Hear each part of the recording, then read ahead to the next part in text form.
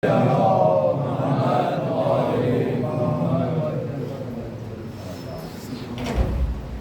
بالله السميع العليم من الشيطان اللعين الرجيم. بسم الله الرحمن الرحيم.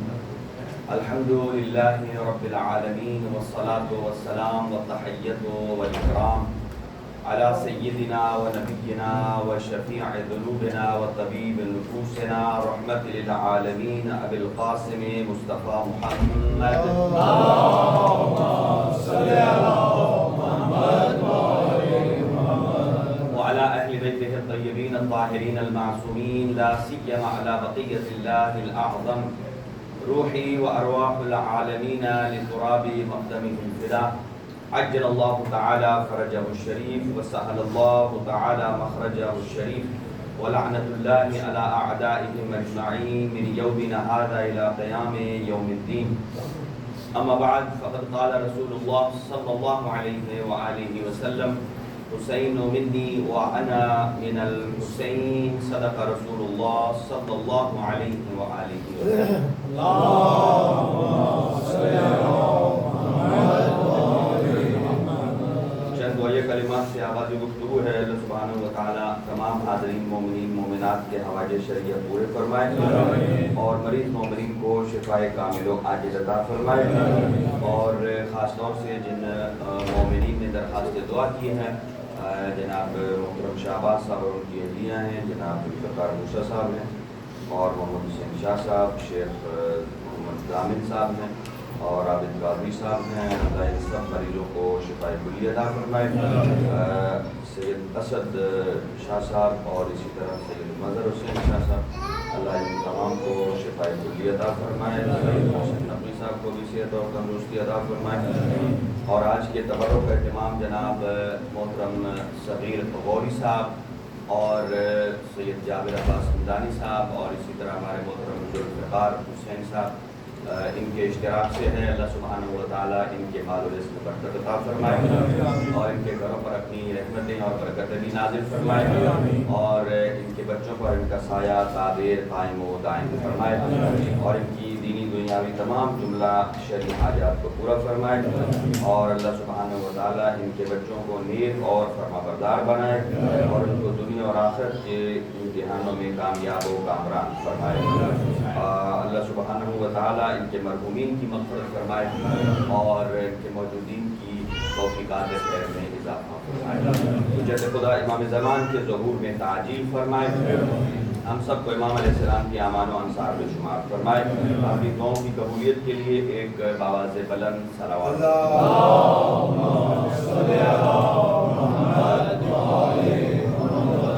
آپ کی خدمت میں کچھ معروضات ہیں کہ جو امام حسین علیہ السلام کے خطبات کے عنوان سے پیش خدمت ہیں اور اسی عنوان سے عرض کیا ہے آپ کی خدمت میں کہ امام حسین علیہ السلام ارشاد فرماتے ہیں کہ اريد ان امر بالمعروف وانہا عن المنکر، کہ میں امر بالمعروف اور نہی عن المنکر کے ساتھ اور اپنے جد رسول خدا صلی اللہ علیہ وسلم اور اپنے بابا امیر المؤمنین کی سیرت کے ساتھ اس امت کی اصلاح کرنے کا بیڑا اٹھایا ہے میں نے. اور رسول خدا صلی اللہ علیہ وسلم کا ارشاد ہے، آپ ارشاد فرماتے ہیں من امر بالمعروف وانہا عن المنکر فهو خلیفۃ اللہ فی ارضہ وخلیفۃ رسولہ وخلیفۃ کتابہ. کہ جو شخص بھی امر بالمعروف اور نہی عن المنکر کرتا ہے وہ روئے زمین میں اللہ کا خلیفہ بھی ہے، اللہ کے رسول کا جان نشین بھی ہے اور اللہ کی کتاب کا وارث بھی ہے.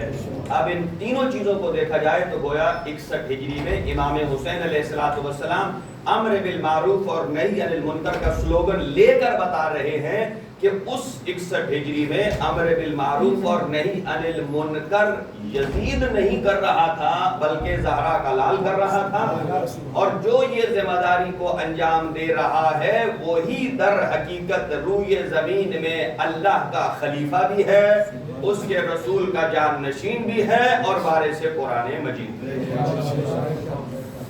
اور ایک اور مقام پر جہاں حضرت امیر المومنین کا ارشاد گرامی ہے، شاید میں کل یہاں تک نہیں پہنچ سکا، اس میں امر بالمعروف کے مدارج کو جو امیر المومنین نے بیان فرمایا، آپ ارشاد فرماتے ہیں ایھا المؤمنون، اے لوگو، انہو من رعا عدوانا یؤمل بہ، اگر آپ دیکھتے ہیں کہ عدوان یعنی کہ برائی کو پھیلایا جا رہا ہے، وَمُنْكَرًا يُدْعَى إِلَيْهِ، اور برائی کی طرف لوگوں کو دعوت دی جا رہی ہے، تو فَأَنْكَرَهُ بِقَلْبِهِ فَقَدْ سَلِمَ وَبَرِئَ، تو پہلی منزل یہ ہے کہ انسان اپنے دل سے اظہار برات کرے۔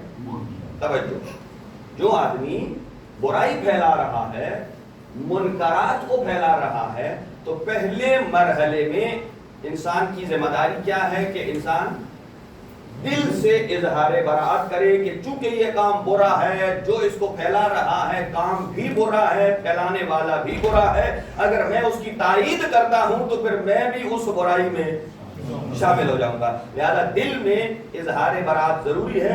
امیر المومنین فرماتے ہیں کہ جو دل میں اظہار برات کر لے گا وہ کم از کم گناہگار نہیں ہے۔ توجہ رکھیے گا، گناہگار جیسا کہ نماز کے مدارج ہے، ایک آدمی ہے بڑے اذان، اقامت، خشوع و خضوع، تسبیح، سجدہ، تعقیبات، زیارت، ان سب کے ساتھ نماز پڑھتا ہے تو اس کا درجہ بلند ہے۔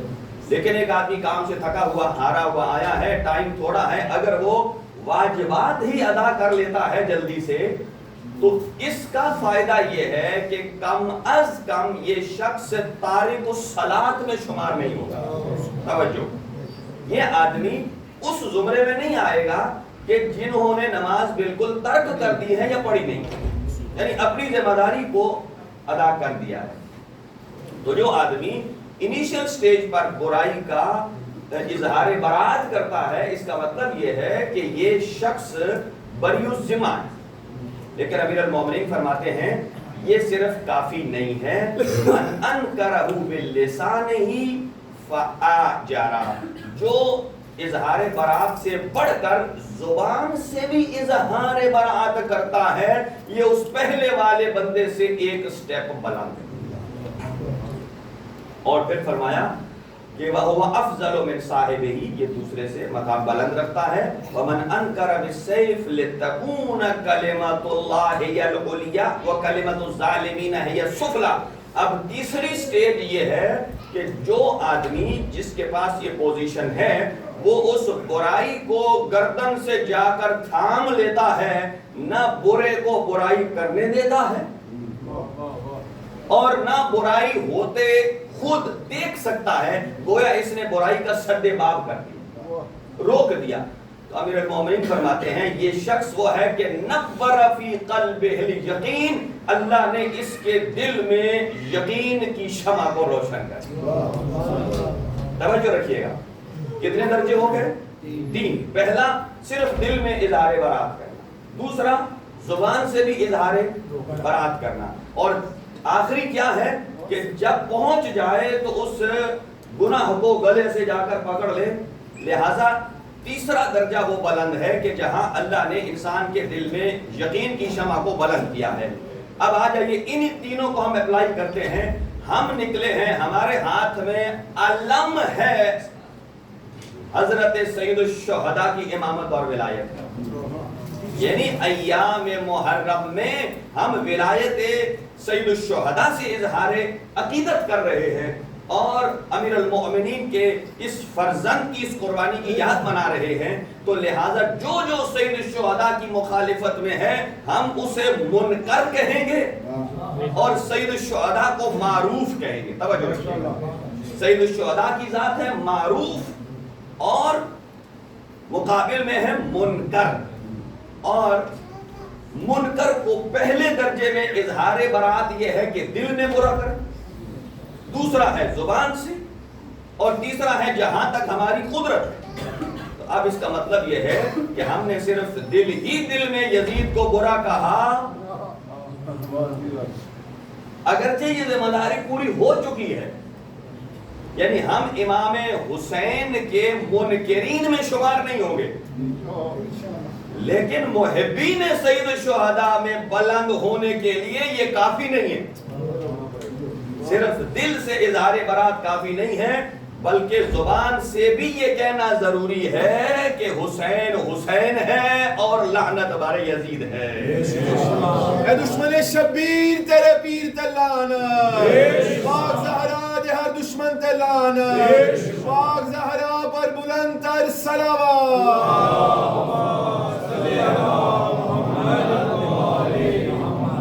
انتہائی شکر گزار ہوں۔ ابھی یہاں ایک اور جملہ عرض کروں کہ لوگ بالکل خاموشی اختیار کر لیتے ہیں۔ اب ایک شخص جن کا نام ہے اسامہ بن زید، حضور سرور کائنات صلی اللہ علیہ وسلم نے اپنی زندگی کا آخری لشکر جو ہے وہ جو ترتیب دیا، وہ 18 سال کے اسامہ بن زید کی سربراہی میں بڑے بڑے صحابہ کو بھیجا کہ آپ جائیں اس مشن پر، لیکن بڑے بڑے صحابہ نہیں گئے اسامہ بن زید کے اس لشکر میں شامل ہو کر۔ یہ کتنا بڑا مقام رکھتے ہیں نبی پاک کے پاس۔ اچھا چلے اس پر گفتگو الگ ہے کہ نبی نے انہیں ہی کیوں سربراہ بنایا۔ اگر عمر میں تھوڑا تھا، اس کا مطلب یہ ہے کہ نبی پاک کے نزدیک کسی قافلے کا سربراہ بنانا سفید ریش ہونا ضروری نہیں ہے، بلکہ صلاحیت اور قابلیت کا ہونا اس میں۔ تو اسی وجہ ہے کہ آغاز اسلام میں کیوں یہ کہا جاتا ہے کہ بچوں میں سب سے پہلے علی نے کلمہ پڑھا؟ وہ یہ تو نہیں کہہ سکتے کہ علی پیدا ہوتے ہی کلمہ رسول پڑھ چکے تھے، لیکن بچوں میں اس لیے کہتے ہیں تاکہ بڑوں کو سہارا دیا جائے۔ لہذا جب اسامہ بن زید امیر المؤمنین کے زمانے میں آئے اور کسی مشکل میں تھے اور انہوں نے امیر المؤمنین سے مدد مانگی، کہا یا علی مشکل کشا میری مدد کیجئے۔ امیر المؤمنین نے فرمایا لا، میں تیری مدد نہیں کروں گا۔ سنیے گا کیوں نہیں کروں گا؟ اس لیے، اور انہوں نے اپنی بڑی فضیلت یاد دلائی۔ یا علی ابن ابی طالب، آپ جانتے نہیں میں اسامہ کون ہوں؟ میں وہی ہوں کہ نبی پاک نے مجھے لشکر کا سربراہ بنایا تھا۔ فرمایا جی ہاں، انا مدینۃ العلم و علی بابھا کا مصداق، میں ہوں تو مجھے سکھائے گا کہ اسامہ کون؟ کہا پھر آپ میری مدد کیوں نہیں فرمائیں گے؟ کہا اس لیے نہیں کروں گا چونکہ تو نے معرکہ صفین میں، چونکہ معرکہ صفین میں تم نے خاموشی اختیار کی ہے، اور مجھ علی کا برملا ساتھ نہیں دیا۔ توجہ رکھیے گا، یہاں بھی جو آدمی یزید کے معاملے میں خاموشی اختیار کرتا ہے اور برملا یزید کے عوامل کو برا بھلا اور ان کو کنڈیم نہیں کرتا ہے، اس کا مطلب یہ ہے کہ اس کے دل میں بھی یزید کے بارے میں کوئی نرم گوشہ موجود ہے۔ کہا کہ تو نے میری مدد نہیں کی، لشکر صفین میں میری طرف نہیں آیا۔ توجہ، اس نے آگے آرگو کیا کیا؟ اس نے کہا یا امیر المومنین، اگر میں نے آپ کی کھل کر حمایت نہیں کی تو میں ادھر بھی تو نہیں گیا، میں لشکر معاویہ میں بھی تو نہیں گیا۔ آپ نے فرمایا تیرا خاموشی اختیار کرنا ہی حاکم شام کو تقویت دے رہا ہے۔ سنیے گا، بڑی باریک بات ہے کہ تیرا خاموش رہنا ہی حاکم شام کو مضبوط کر رہا ہے۔ کہا کیوں؟ کہ اتنی بڑی شخصیت کا مالک ہو اور چپ ہو جائے۔ آپ مجھے بتائیے، امام حسین علیہ السلام جب حج کو عمرے میں بدل کر نکل رہے تھے کوفہ کی طرف، تو جتنے لوگ حج کر رہے تھے وہ حج کر رہے تھے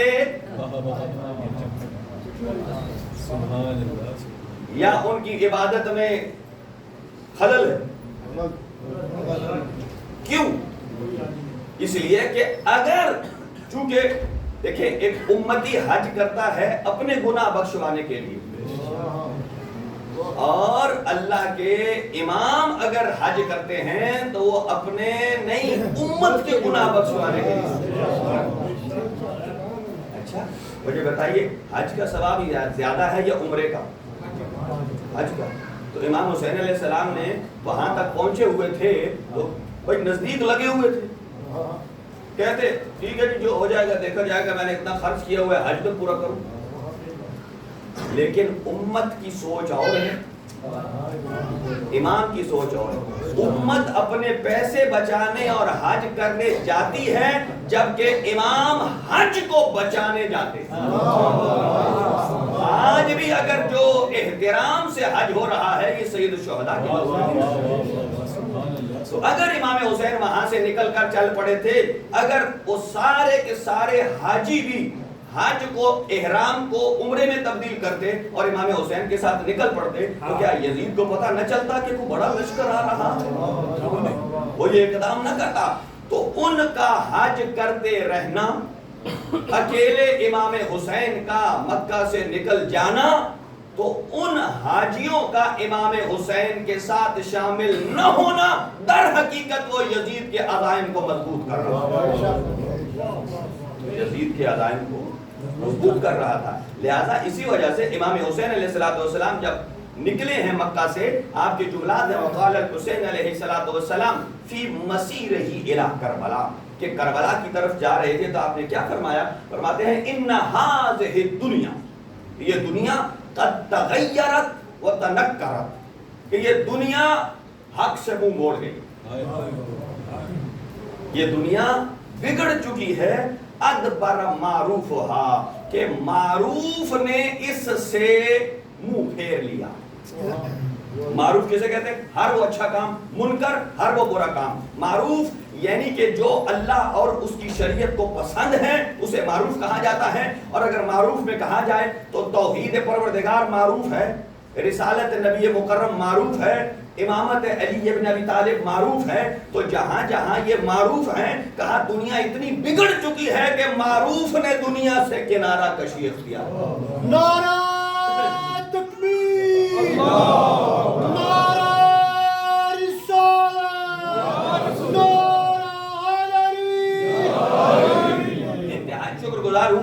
اور پھر فرماتے ہیں کہ دنیا میں لم یبقا منہا الا صبابۃ، کہ دنیا میں کتنے پرسنٹ نیکی باقی رہ گئی ہے؟ امام فرماتے ہیں کہ صبابہ انگلی کو کہتے ہیں، لیکن یہاں تشبیہ امام نے اور دی ہے کہ صبابۃ الاناء. آپ کسی پلیٹ میں کھانا کھاتے ہیں، توجہ رکھیے گا، پلیٹ میں کھانا کھاتے ہیں، جب سارا کھانا کھا لیتے ہیں تو پلیٹ کے ساتھ کتنا بچ جاتا ہے؟ اور تھوڑا سا.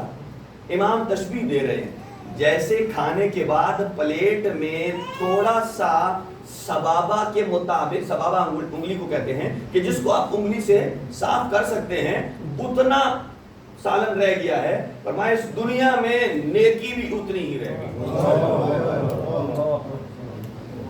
اور پھر کیا فرماتے ہیں آگے؟ مثال امام نے دی ہے وَخَسِيسُ الْعَيْشِ كَالْمَرْعَ الْوَبِيلِ، جانوروں کو چارہ ڈالنے کے لیے کچھ ایسے ایریے بنے ہوتے ہیں جہاں گھاس اگتا ہے، جہاں صاف گھاس اگے اس کی بات نہیں. فرماتے ہیں چراگاہ میں سوائے گندے گھاس پھوس کے اور کچھ نہیں. اور پھر فرماتے ہیں الا ترون ان الحق لا يعمل به، کیا آپ دیکھ نہیں رہے کہ حق پر عمل نہیں ہو رہا؟ وان الباطل لا يتناهى عنه، اور باطل سے کوئی روک ہی نہیں رہا ہے. تو ایسے میں حسین ابن علی کی کیا ذمہ داری بنتی ہے؟ فرماتے ہیں لِيَرْغَبَ الْمُؤْمِنُ فِي لِقَائِهِ مُحِقًّا، ایسے میں ذمہ داری مومن یہ ہے کہ رب کی ملاقات کے لیے حقیقت میں تیار ہو جائے. اور پھر فرماتے ہیں فَإِنِّي لَا أَرَى الْمَوْتَ إِلَّا سَعَادَةً، حسین موت کو سوائے سعادت کے کچھ نہیں سمجھتا. وَلَا الْحَيَاةَ مَعَ الظَّالِمِينَ إِلَّا بَرْمًا، اور حسین ظالمین کے ساتھ زندہ رہنے کو سوائے رسوائی کے کچھ نہیں سمجھتا. حسین ابن علی. اسی لیے تو شاعر نے بہت خوبصورت جملے کہے ہیں کہ کربلا میں تلوار پر خون کی فتح کی جنگ، نارملی تلوار جیتتی، یہاں خون جیتا، تلواریں ہار. اسی لیے شاعر نے لکھا ہے کہ تلواریں ٹوٹ گئیں سراپے جیت گئے. سراپے کیسے کہتے ہیں؟ پورا بدن. تلواریں ٹوٹ گئیں سراپے جیت گئے. شرابی ہار گئے نمازی جیت گئے. یہ کربلا ہے کہ شرابی ہار گئے نمازی جیت گئے. پتھر ہار گئے بدن جیت گئے. پتھر ہار گئے بدن جیت گئے. اور لاکھوں بد کردار ہار گئے 72 صاحب کردار. نعرہ حیدری. قرآن حفظ کر کے یاد کر کے ممبروں پر پڑھنے والے ہار گئے. لو کے نیزہ پہ قرآن پڑھنے والے جیت گئے. تاریخ انسانیت میں پہلی مرتبہ فطرت کی نفی ہو گئی ہے. پانی ہار گیا ہے پیاسے جیت گئے.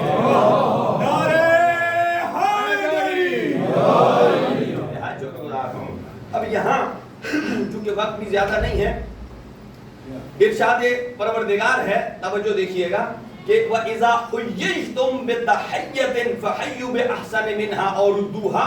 قرآن مجید ارشاد فرماتا ہے کہ جب کوئی بندہ آپ کو کوئی ہدیہ دیتا ہے تو اس کا نتیجہ یہ ہے کہ آپ جب اس کو ہدیہ دینے لگیں تو یہ کم از کم یا اس کے برابر ہونا چاہیے یا اس سے زیادہ ہونا چاہیے.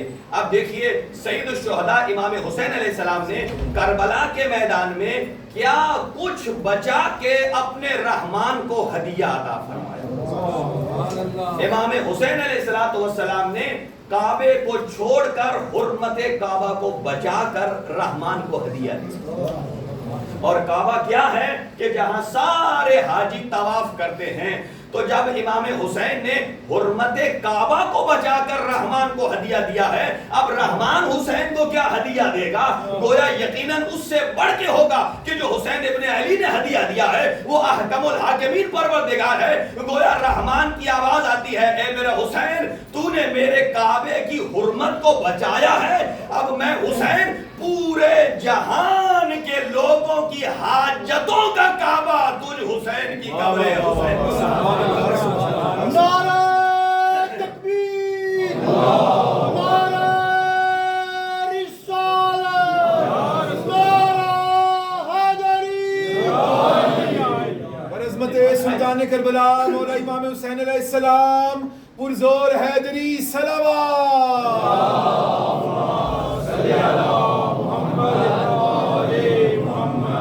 دیکھیے تو امام حسین حرمت کعبہ کا ریوارڈ یہ ہے, وہاں لوگ کعبے کا طواف کرتے ہیں. اور ادھر امام صادق علیہ السلام ارشاد فرماتے ہیں کہ ہمارے جد حسین ابن علی کو شہادت کربلا کے نتیجے میں اللہ سبحانہ و تعالی نے 3 انعام عطا کیے ہیں. جعل الامامت فی ذریت الحسین, اللہ نے امامت کو ذریت حسین میں رکھا ہے.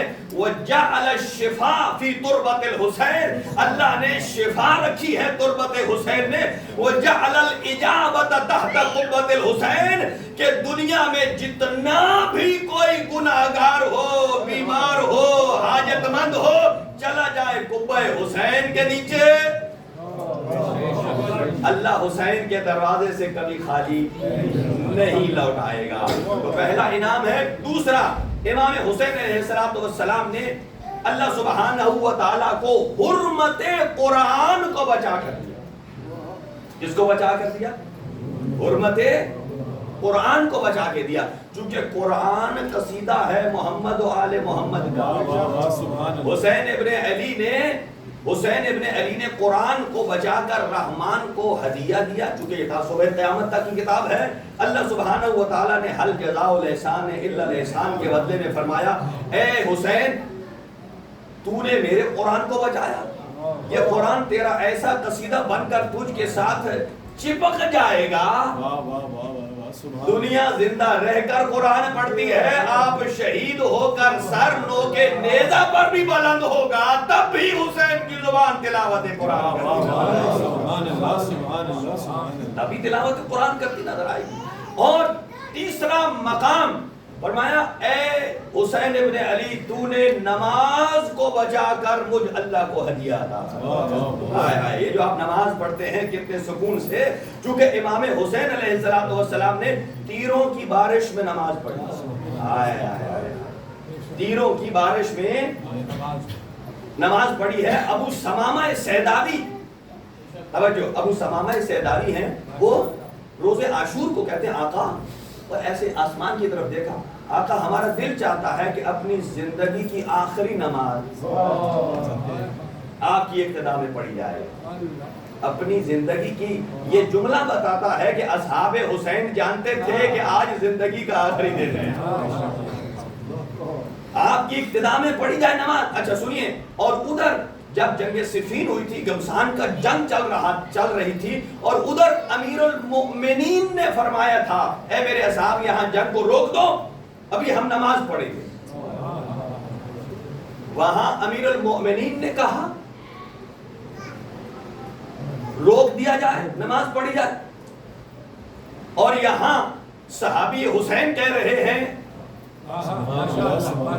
اس کا مطلب کیا ہے کہ جنگ صفین میں جو کام امام معصوم توجہ دلا رہے ہیں، کربلا کی جنگ میں وہی کام ایک صحابی حسین یاد دلا رہے ہیں.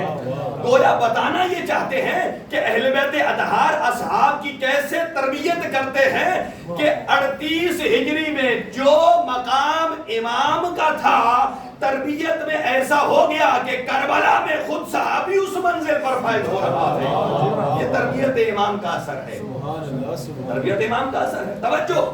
اور ایک بات دوسری میں یہ کہوں گا کہ وہاں علی نے اس لیے یاد دلایا کیونکہ جو ان کے ساتھ تھے، مولا علی کے ساتھ، انہیں پتا تھا کہ ابھی ہم آخری مرحلے میں ہیں اور مولا علی ساتھ ہیں، اور جہاں مولا علی ہوتے ہیں وہاں تو جنگ ہمیشہ جیتتے ہی ہیں، چلو جیت جائیں گے تو تسلی سے پڑھیں گے. لیکن جو مولا امام حسین کے ساتھ تھے، انہیں پتا ہے کہ جہاں ہمارا آقا مولا حسین جائے گا، آج ہم نے وہاں بھی جانا ہے، وہاں ہم نے بھی جانا ہے.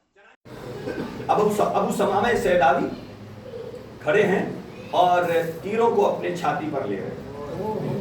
توجہ، تیروں کو اپنے چھاتی پر، جدھر سے تیر آتا ہے ہمک کر اسے لے لیتے. اور جیسے ہی نماز تمام ہوتی ہے، یہ محافظ ہیں، جیسے ہی نماز تمام ہوتی ہے امام نے السلام علیکم ورحمۃ اللہ کہا ہے اور ابو سمامہ سیداوی گر جاتے ہیں، اور آقا سے کہتے ہیں آقا حل وفیت عہدی، کیا میں نے آپ کی حفاظت کا حق ادا کر دیا؟ امام حسین نے ایک جملہ ارشاد فرمایا جعلک اللہ من المصلین، اللہ آپ کو نماز گزاروں میں سے قرار دے. تو یہاں امام حسین علیہ السلام نے نماز کو بچایا، اور اللہ سبحانہ و تعالیٰ نے کیا ریوارڈ عطا فرمایا ہے کہ سب سے اللہ کی سب سے بہترین مخلوق محمد مصطفیٰ ہیں، حالت نماز میں ہیں اور پشت پہ حسین ابن علی. اور شاعر نے یہاں کہا ہے کہ حسین ابن علی صرف پشت رسول پر نہیں ہے، حسین 3 معراجوں پر سوار ہے. حسین ابن علی 3 معراجوں پر سوار ہیں. نبی پاک سجدے میں ہیں، سجدہ نماز کی معراج ہے، اور حضور سرور کائنات خود صاحب معراج ہیں. اور الصلاۃ معراج المومن، نماز مومن کی معراج ہے. گویا حسین ابن علی 3 معراجوں پر سوار ہیں. نماز مومن کی معراج ہے، سجدہ نماز کی معراج ہے، حضور صاحب معراج ہیں. اور جب حضور کے پشت پر امام حسین سوار ہوتے ہیں، اب اللہ سبحانہ و تعالیٰ نے اپنے حبیب سے کہا کہ جب تک حسین اپنی مرضی سے اترے نہیں، تب تک آپ اپنے اذکار کو بڑھاتے جائیے، یہاں تک کہ 70 مرتبہ حضور سرور کائنات نے اپنے ذکر کو آگے بڑھایا ہے. اس کا مطلب یہ ہے کہ نماز کا طریقہ حضور نے سکھایا. عزاداری ہے امام حسین علیہ السلام کے وجود سے. ایک ہی وقت میں کیا حسن امتزاج ہے کہ اللہ کی عبادت بھی ہو رہی ہے اور عزاداری سید الشہداء کا نشان بھی ساتھ موجود ہے. اس لیے شاعر نے کیا کہا کہ یوں بیٹھے ہیں سجدے کا رکن بیٹھا ہو جیسے، احمد پہ محمد کا بدن بیٹھا ہو جیسے، تسبیح الہی میں مگن بیٹھا ہو جیسے، جب چاہے اٹھے شاہ زمن بیٹھا ہو جیسے. پشت پہ کبھی بیٹا، شانوں پہ کبھی باپ، ہم نے تو نبوت پہ ہمیشہ امامت ہی کو دیکھا. نعرہ تکبیر، نعرہ رسالت، نعرہ حیدری.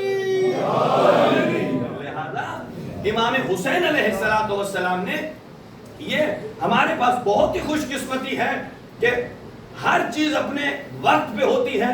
آپ نے دیکھا عزاداری سید الشہداء ماشاءاللہ ماتمی حضرات بڑے خوبصورت انداز سے ماتم کا پرسہ بھی پیش کرتے ہیں, تبرک ہوتا ہے اور اس کے بعد باجماعت نماز ہوتی ہے. ہمارے ہاں اچھی روش یہ ہے کہ کوئی بندہ نماز کے ٹائم پر مسجد سے باہر نہیں کھڑا ہوتا. یعنی اس کا مطلب یہ ہے کہ الحمدللہ یہاں کا نوجوان ایک تربیت یافتہ نوجوان ہے. یہاں کا نوجوان سمجھتا ہے کہ عزاداری سید الشہداء اور نماز پروردگار دونوں لازم و ملزوم ہیں. آج کا نوجوان سمجھتا ہے کہ اگر کوئی نمازی ہو اور عزادار نہ ہو تو اس کی نماز نہیں ہے, اور اگر کوئی عزاداری کرنے والا ہو اور نمازی نہ ہو تو عزاداری نہیں ہے. عزاداری ہوتی ہی تب ہے جب انسان نماز گزار ہو, اور نماز عبادت شمار ہی تب ہوتی ہے کہ جب انسان عزادار سید الشہداء ہو. بلکہ ایک اور جملہ سن لیجئے کہ وقال صادق علیہ السلام,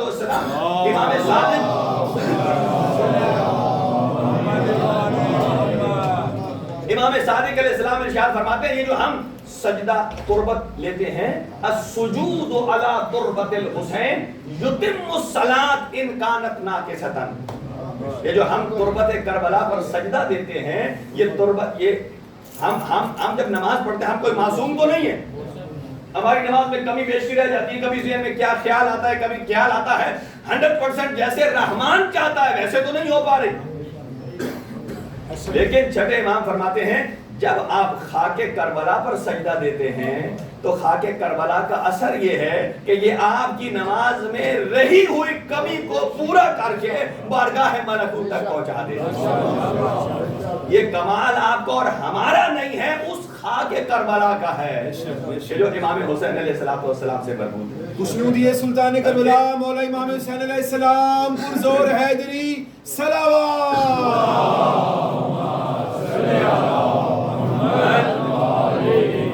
ایک اور فقہی مسئلہ بھی اور یہیں سے ربط مسائل سے, چونکہ آج 2 محرم ہے, اگر آپ نماز پڑھ رہے ہوں اور نماز میں دنیاوی امور کے لیے اگر آپ گریہ کریں تو نماز باطل ہو.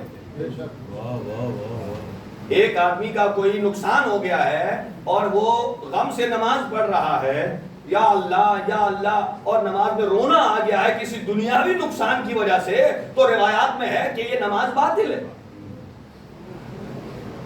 لیکن اگر آپ نماز پڑھ رہے ہوں اور دوران نماز آپ کو مظلومیت حسین ابن علی یاد آ جائے,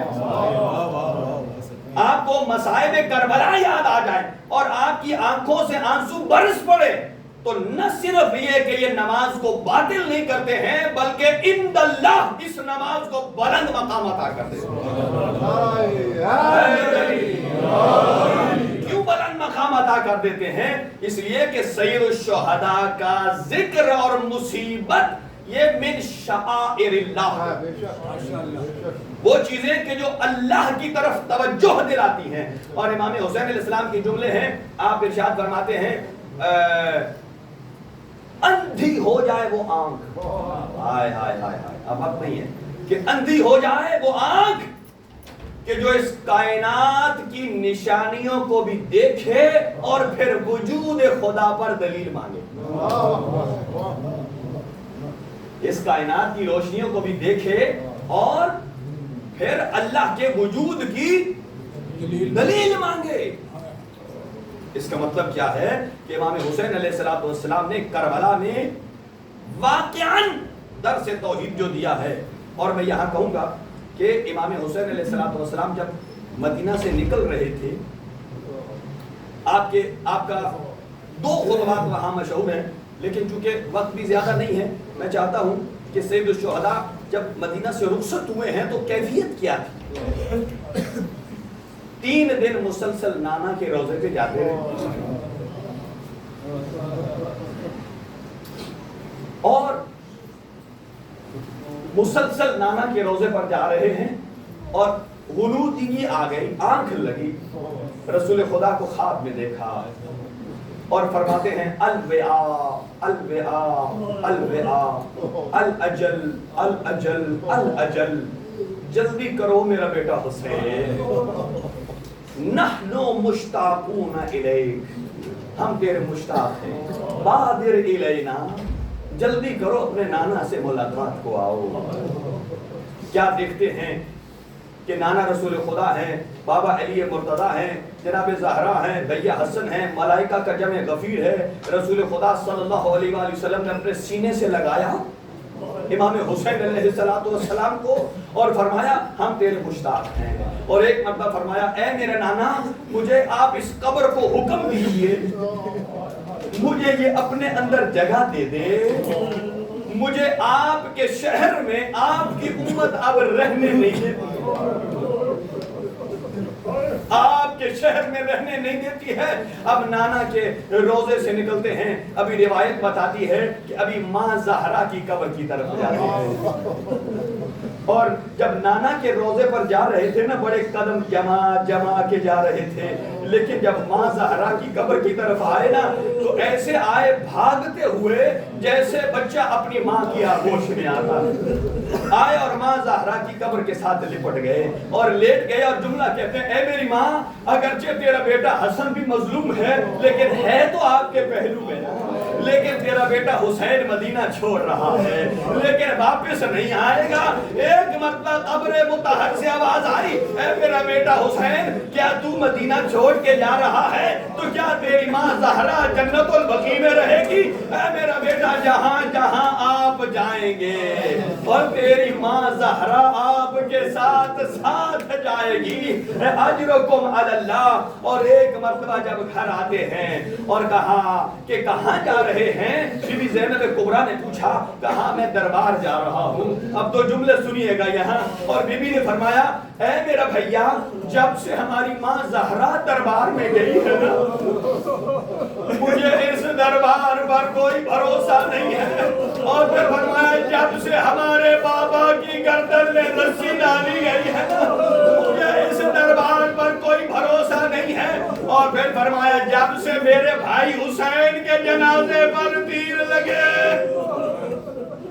اجرکم علی اللہ۔ کہا اے میری بہن زینب، یہ مدینہ میری جائے مقتل نہیں ہے، میرا قاتل یہ ولید نہیں ہے، بس رخت سفر کو باندھا، میں نے مختصر کیا۔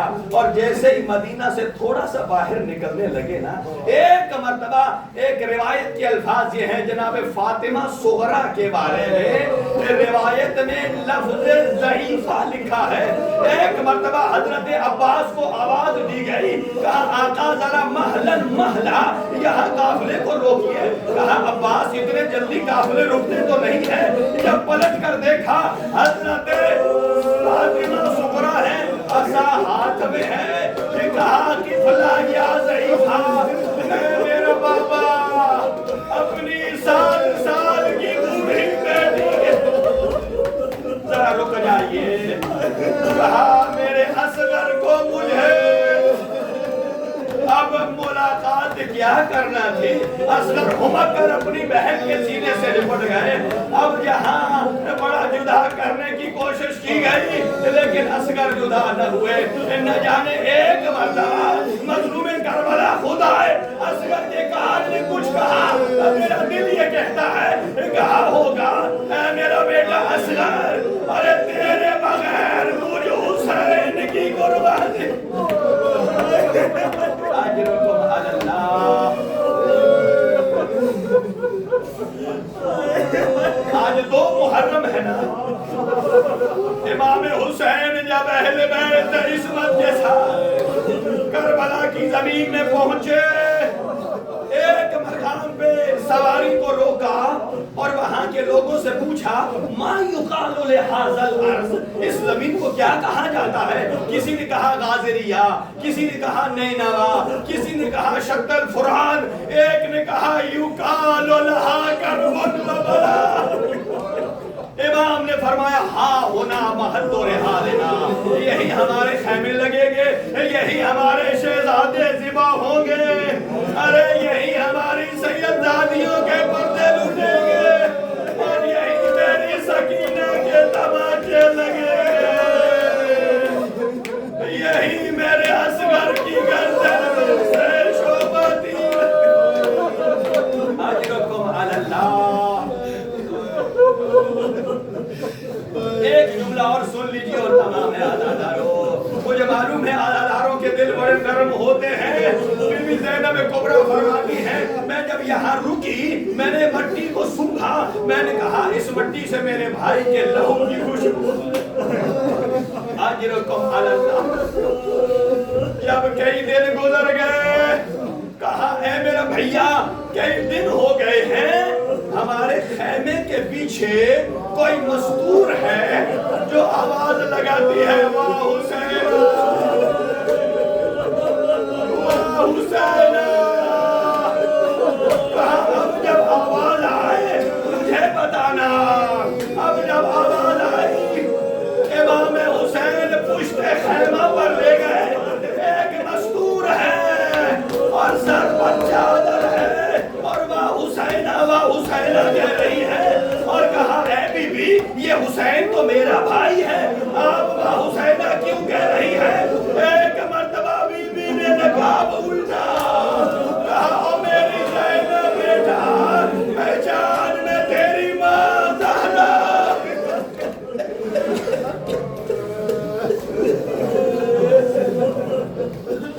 ماتم حسین